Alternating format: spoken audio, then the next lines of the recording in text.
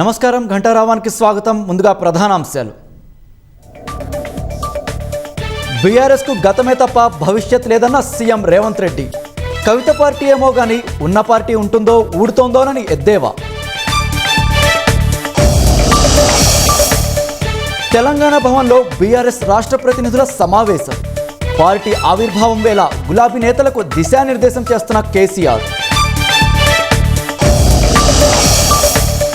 సహజీవనం విషయంలో సుప్రీంకోర్టు కీలక వ్యాఖ్యలు.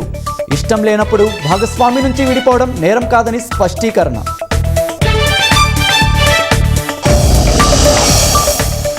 అమెరికా ముందు 3 దశల ఫార్ములా ఉంచిన ఇరాన్. అంగీకరిస్తేనే శాంతి చర్చలు జరుగుతాయని స్పష్టీకరణ.